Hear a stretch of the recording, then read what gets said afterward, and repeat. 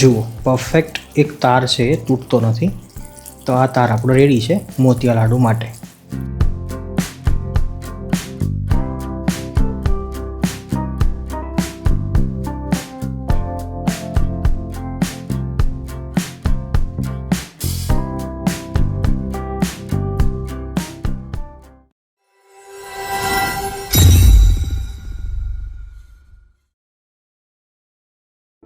સાત્વિક રેસિપીની video સિરીઝમાં આપ સૌનું હાર્દિક સ્વાગત છે. કલ્પવૃક્ષ પરિવારને ભાવથી જય સ્વામિનારાયણ, જય શ્રી કૃષ્ણ, જય સિયારામ, હર હર મહાદેવ, રાધે રાધે. દિવાળીના દિવસો ચાલે છે અને આ દિવસોની અંદર દરેક ગુજરાતીના ઘરની અંદર કંઈ ને કંઈ મિષ્ટ ભોજન, મિષ્ટાન અથવા તો ફરસાણ બનતું હોય છે.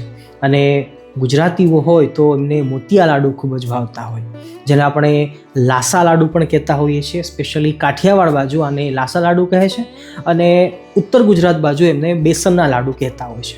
ખૂબ જ સરળ આ રેસીપી છે અને ખૂબ જ સરળ પદ્ધતિથી બનાવવામાં આવે છે. બહુ મોટું રોકેટ સાયન્સ છે નહીં, કોઈ પણ વ્યક્તિ બનાવી શકે છે. બસ ચેલેન્જિંગ પાર્ટ એટલો જ છે કે એમાં ચાસણી બનાવવાની હોય છે. પણ આજે આપણે એકદમ સરળ પદ્ધતિથી બેસનના લાડુ એટલે કે મોતિયા લાડુ આજે બનાવવાના છે. વિડીયોમાં છેક સુધી જોડાયેલા રહેજો. રાધે રાધે. ભક્તો, આજે આપણે જે મોતિયા લાડુ બનાવવાના છીએ એના માટે હાલ આપણે 4 કપ ચણાનો કરકરો લોટ લીધો છે. મોતિયા લાડુ બનાવવા માટે ઝીણો બેસન વપરાતો નથી, કરકરો લોટનો ઉપયોગ થાય છે. તો હાલ આપણે 4 કપ એટલે કે આશરે 600 ગ્રામની આસપાસમાં લીધો છે. એ ઉપરાંત જેટલો ચણાનો કરકરો લોટ લઈએ છીએ એના કરતાં અડધી આપણે ખાંડ લેવાની છે ચાસણી માટે. આ એનું પરફેક્ટ માપ છે. આ રીતે બનાવશો તો મીડિયમ ગળા છે એ મોતિયા લાડુ તૈયાર થશે. આપણે ઓછા વધતા પ્રમાણમાં ખાંડ છે એ કરી શકીએ છીએ આપણા ટેસ્ટ પ્રમાણે. એ ઉપરાંત જોઈએ તો ઇલાયચીનો સાકર સાથેનો પાવડર છે એ પણ જરૂરી છે, બહુ સરસ લાગશે. થોડુંક આપણે ઘી પણ ઉપયોગ કરવાના છીએ. કેટલી માત્રામાં જોઈશે આપણે આગળ જોઈએ છીએ. એ ઉપરાંત કાજુ, બદામ અને કિશમિશ છે અને 2 ચમચી જેટલી મેં સૂજી લીધી છે. મને પર્સનલી સૂજી બહુ જ ગમે છે એટલા માટે હું નાખું છું. એ ન નાખો તો પણ ચાલે છે. એ ઉપરાંત મોતિયા લાડુ છે થોડાક લાલ જેવા હોય છે એટલે આપણે ફૂડ કલરનો ઉપયોગ કરવાના છીએ. એ પણ એકદમ ઓપ્શનલ છે. રૂપકડા દેખાડવા માટે આપણે ફૂડ કલર નાખી શકીએ, બાકી એની જરૂર નથી. તો બસ આટલી વસ્તુનો ઉપયોગ કરી અને આપણે સરસ મજાના મોતિયા લાડુ, જેને આપણે કાઠિયાવાડ બાજુ લાસા લાડુ પણ કહેતા હોય છે અને ઉત્તર ગુજરાત બાજુ એમને બેસનના લાડુ પણ કહેતા હોય છે, તો આપણે એ મોતિયા લાડુને બનાવી લઈએ. હવે આપણે મોતિયાનો લોટ તૈયાર કરવાનો છે, જેના માટે મેં દૂધનો ઉપયોગ કરવાના છીએ અને સાથે તેલ લીધું છે. મોઈન્ડની અંદર આપણે તેલની જગ્યાએ ઘી પણ લઈ શકીએ છીએ, પણ અમે સંતો યુઝ્યુઅલી તેલ નાખતા હોઈએ છીએ. તો આપણે સૌપ્રથમ સૂજી જે આપણો 2 ચમચી લીધો છે એને નાખી દઈએ છીએ. એ ઉપરાંત આ ચોથો કપ, અને હવે 1 કપ દીઠ આપણે 2 ચમચી જે 2 ટેબલ સ્પૂન છે એ ગણી શકીએ. તો આપણે 2, 3, 4, 5, 6, 7 અને 8 ચમચી આપણે તેલ લઈએ છીએ. એકવાર સારી રીતે ચલાવી લઈએ.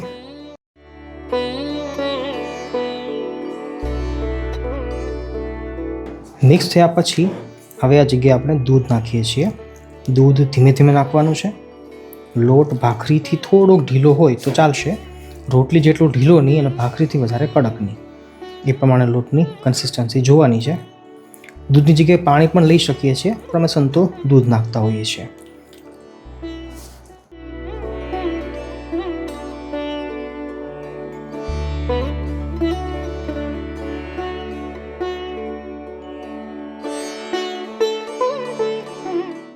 ભક્તો, મોતિયા લાડુ માટેનો લોટ તૈયાર છે અને મીડિયમ કઠણ જે આ લોટ છે એને તૈયાર કરવા માટે અમારે 1 કપ આસપાસ દૂધની જરૂર પડી છે. એ જગ્યાએ તમે પાણી પણ નાખી શકો છો, મેં આગળ વાત કરી છે. મહત્વની વાત એ છે કે હવે આ લોટને આપણે 2 રીતે ઉપયોગ કરી શકીએ. આગળ જતાં આપણે એને મુઠિયા વાળી શકીએ છીએ અને તળી ફ્રાય કરી ઘીમાં અથવા તેલમાં આપણી વ્યવસ્થા પ્રમાણે, અને પછી આપણે એનો ભૂકો કરીએ અને આગળ ચાસણી બનાવીએ. અને એક બાજુ છે આના ભાખરી બનાવી લઈએ, જાડા જાડા ભાખરા. પછી એને તાવડી પર શેકી લઈએ અથવા લોઢી પર શેકી લઈએ. પછી એનો ભૂકો કરીએ ક્રશ કરીને, પછી આપણે ચાસણી બનાવીએ. સિમ્પલ લોજિક છે. બેમાંથી કોઈ પણ પદ્ધતિ આપણે ઉપયોગ કરી શકીએ છીએ, પણ અમે સંતો યુઝ્યુઅલી આને મુઠિયા વાળીને શેકતા હોઈએ છીએ, તેલમાં ફ્રાય કરતા હોઈએ છીએ, તળતા હોઈએ છીએ. તો આજે આપણે એ પદ્ધતિથી આગળ વધવાના છીએ.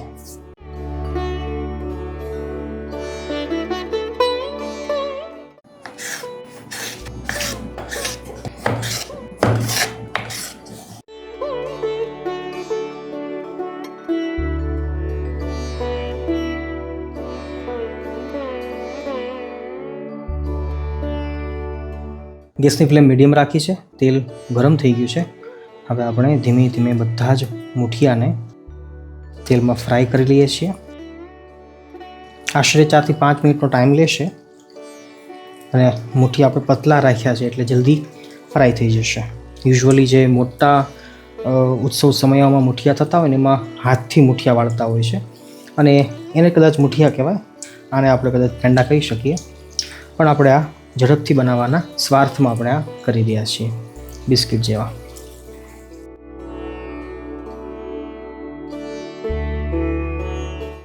વચ્ચે વચ્ચે ચમચી દ્વારા ઉપર નીચે કરી લેવાના, એટલે નીચે હશે એ દાજી ન જાય, ઉપરવાળા છે એ થોડાક ડિઝાઇન આવી જશે નીચે જઈને. ગેસની ફ્લેમ મીડિયમ રાખીને આપણે 5 થી 6 મિનિટ સુધી પકાવ્યા છે. તો જુઓ છો તો એકદમ નાનખટાઈ જેવી હાલતમાં છે અને આ તિરાડો પડી ગઈ છે, મતલબ કે હવે અંદરથી પાકી ગઈ છે. છતાં પણ આપણે એકાદું બાર કાઢી અને જોઈ લઈએ છીએ, થોડું ઠંડુ કરી ગેસની ફ્લેમને હવે ધીમી કરી દઈએ છીએ. જુઓ લોટ અંદરથી પણ સરસ બફાઈ ગયો છે. જો જરા પણ કાચો નથી, તો હવે આપણે કાઢી શકીએ છીએ.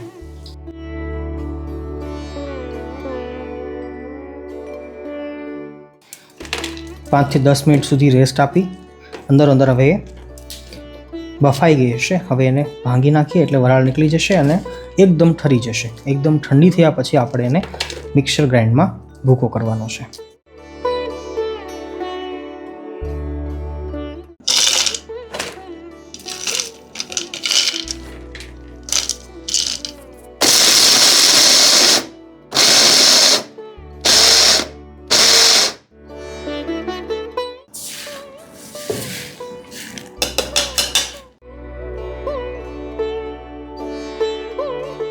ભક્તો, મોતિયાનો ભૂકો હવે કમ્પ્લીટ તૈયાર છે.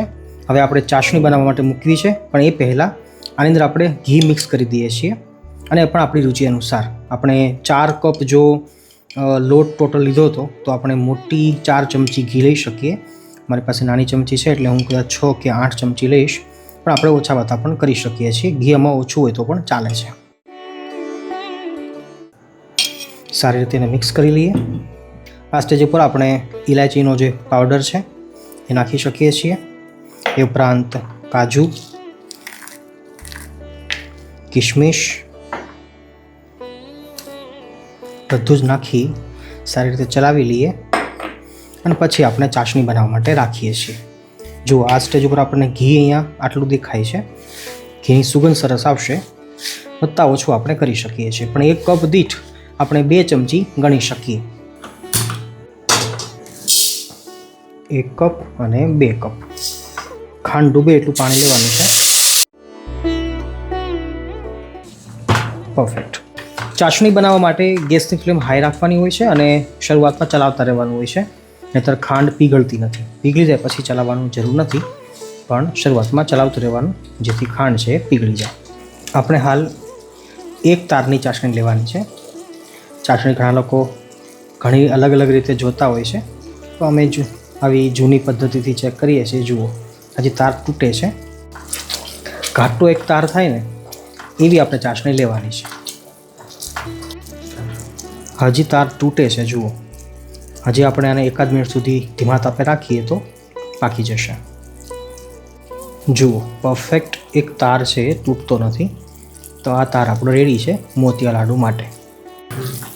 ગેસની ફ્લેમ એકદમ ધીમી કરી છે આપણે હવે, અને ફૂડ કલર નાખી દઈએ છીએ જેનાથી લાડુ થોડાક લાલ લાગશે. હવે ગેસની ફ્લેમ બંધ કરી દઈએ છીએ. ચાસણી આપણી તૈયાર છે. 1 તાર અથવા તો 1.5 તાર હોય તો પણ ચાલે છે. મોતિયા લાડુમાં અમુક લોકો 2 તારની પણ ચાસણી લેતા હોય છે, પણ મારા ખ્યાલથી એવી જરૂર નથી. ઇઝીલી હવે બધી ચાસણીને નાખી દઈએ છીએ લાડુમાં. સારી રીતે ચલાવી લઈએ. ભક્તો, સારી રીતે ચલાવ્યા બાદ જોઈએ છીએ તો જો મીડિયમ કન્સિસ્ટન્સી સાથે આપણા લાડુ તૈયાર છે. હવે 1 મિનિટ સુધી ઠરવા દેવાના, જેનાથી આપણા હાથ છે એ ચાસણીથી દાજે નહીં. બાકી હવે આ સ્ટેજ ઉપર આપણે લાડુ બનાવી શકીએ છીએ. મનપસંદ સાઇઝના નાના અથવા મોટા પણ મોતી લાડુ આપણે તૈયાર છે. આ સ્ટેજ ઉપર હવે એકાદ ચમચી ચોખ્ખું જે ગીર ગાયનું ઘી જો આવી જાય તો લાડુમાં ચમક પણ આવી જાય, દમક પણ આવી જાય અને લાડુ સરસ ઘીથી સુગંધીમાન લાગશે. રાઈટ, તમે પણ ચોખ્ખું ઘી અવશ્ય ખાજો અને જોઈએ તો અમારી પાસે મંગાવજો. આખા ગુજરાતમાં આપણે હવે મોકલીએ છીએ. આની વાત આપણે ઘણા વિડીયોમાં કરીએ જ છીએ. લાડુ આપણા તૈયાર છે, ભગવાનને ભોગ ધરાવજો. આ દિવાળી મહિનામાં સારું ખાજો, શુદ્ધ ખાજો, સાત્વિક ખાજો, ઓછું ખાજો પણ ચોખ્ખું ખાજો. જે ધરાવો, જે જમાડો એ ભગવાનને ધરાવીને પછી જ જમજો.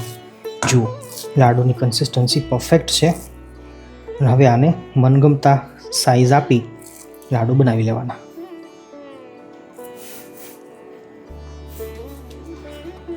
ડન.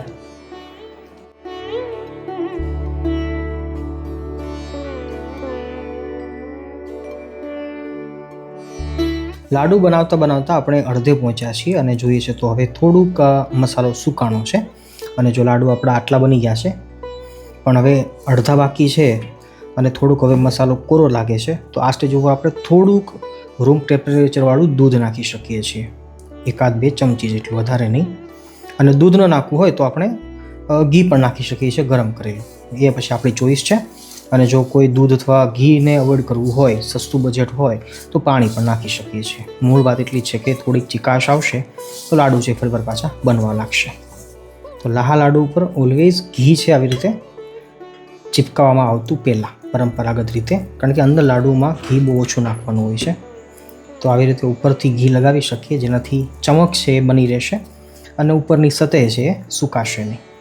આ જરૂરી નથી, મતલબ કે ફરજિયાત નથી આ સ્ટેપ, પણ કરીએ તો લાડુ ઉપર ચમક છે બની રહેશે અને ઘીની સુગંધ છે વધારે આવશે. તો આ એક પણ એક તરકીબ છે, તમે પણ અવશ્ય ટ્રાય કરજો. અને ફરીવાર કહું છું કે જે પણ ઘરમાં બનાવો એ ભગવાનને ભોગ ધરાવજો, પછી જમવામાં ઉપયોગ કરજો. મળીએ છીએ ફરીવાર એક નવી રેસીપી સાથે. ત્યાં સુધી સૌને ભાવથી જય સ્વામિનારાયણ, જય શ્રી કૃષ્ણ, જય સિયારામ, હર હર મહાદેવ, હરિ બોલ.